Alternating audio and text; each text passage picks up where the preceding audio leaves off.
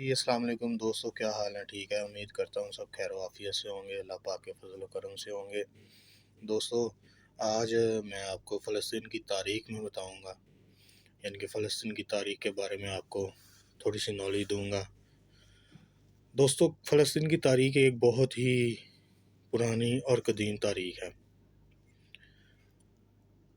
دوستو، یہ فلسطین کی تاریخ ہزاروں سال پرانی ہے۔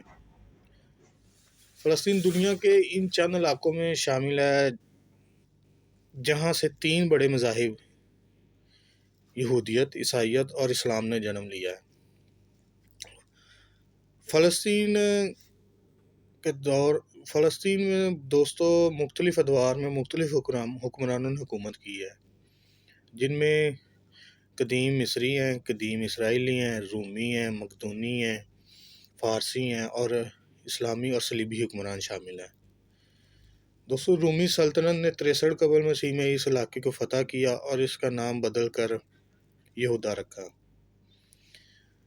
بازنطینی اور ابتدائی اسلامی دور 4 صدی سے 7ویں صدی عیسوی تک رہا ہے۔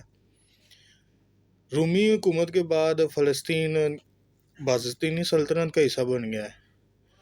638 عیسوی میں عرب مسلمانوں کے خلیفہ حضرت عمر رضی اللہ تعالیٰ عنہ کی قیادت میں یروشلم پر مسلمانوں نے قبضہ کر لیا، جس سے خطے میں اسلامی حکومت کا آغاز ہوا ہے۔ صلیبی دور دوستو 1099 سے 1187 تک رہا ہے۔ پہلی صلیبی جنگ کے دوران یورپی عیسائیوں نے یروشلم پر قبضہ کر لیا اور یروشلم کی لاطینی سلطنت قائم کی۔ اس کے بعد دوستو عثمانیوں کا دور شروع ہوتا ہے، جو تقریباً 1517 سے لے کے 1917 تک رہا ہے، یعنی کہ لگ بھگ یہ 400 سال بنتے ہیں۔ فلسطین 400 سال تک عثمانیوں کے حکومت میں رہا ہے، یعنی کہ عثمانیوں کے ماتحت رہا ہے۔ اس دوران مقامی آبادی میں عرب، یہودی اور عیسائی شامل تھے۔ 19ویں صدی کے اواخر میں یہاں پہ یہودیوں کی نقل مکانی جو ہے وہ زیادہ اس میں اضافہ دیکھا گیا تھا، جو صہیونی تحریک کی وجہ سے چلی، جس نے فلسطین میں یہودیوں کا وطن قائم کرنے کی کوشش کی تھی۔ اس کے بعد دوستو برطانوی مینڈیٹ آتا ہے، جس کا تاریخ ہے وہ تقریباً 1917 سے لے کے 1948 تک رہا ہے۔ پہلی جنگ عظیم کے بعد لیگ آف نیشنز نے برطانیہ کو فلسطین پر حکومت کرنے کا مینڈیٹ دیا تھا۔ اس دوران یہودی تارکین وطن اور عرب باشندوں کے درمیان کشیدگی میں نمایاں اضافہ ہوا تھا۔ اس کے بعد دوستو اقوام متحدہ نے اس کی تقسیم کا منصوبہ بنایا تھا، جو 1947 میں شروع ہوا تھا۔ اقوام متحدہ نے 1947 میں تقسیم کا ایک منصوبہ پیش کیا تھا، جس کے تحت فلسطین کو الگ الگ یہودی اور عرب ریاستوں میں تقسیم کیا جائے گا، یہ ان کا منصوبہ تھا۔ اس منصوبے کو یہودی رہنماؤں نے قبول کیا، لیکن عرب مسلمان اس کے بہت خلاف تھے۔ انہوں نے اس کو مسترد کر دیا، جس کے نتیجے میں تشدد بھی بہت زیادہ ہوا تھا ادھر یروشلم میں فلسطین میں مسلمانوں پر۔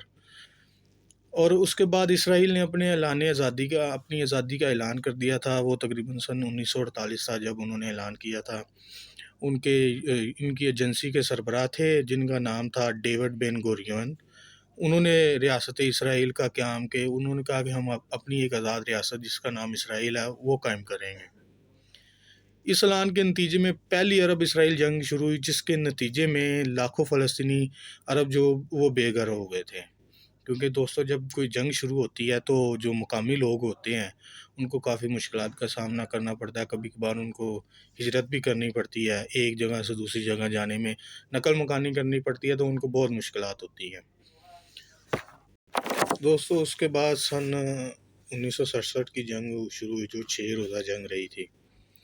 اس میں اسرائیل نے فلسطین کے جو باقی ماندہ علاقے تھے بچے تھے اس پر بھی اس نے قبضہ کر لیا، اور اب تک ان کا قبضہ ہے، اور فلسطینیوں کو خود مختاری کا حق نہیں دیا گیا۔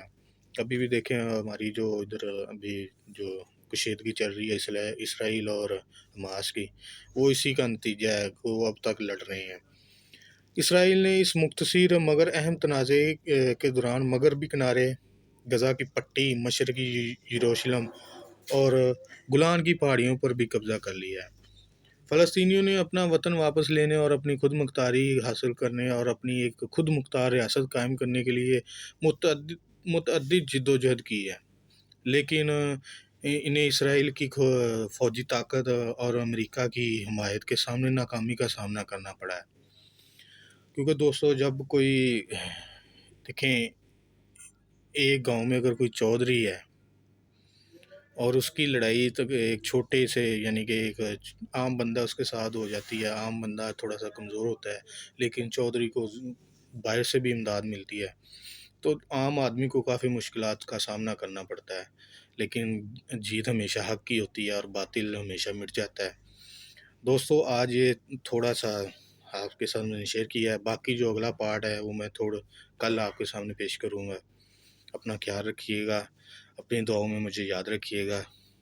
اللہ آپ کو حامی ناصر ہو۔ سب سے آخر میں میرے چینل کو سبسکرائب کریں، کمنٹس کریں، لائک کریں، شیئر کریں۔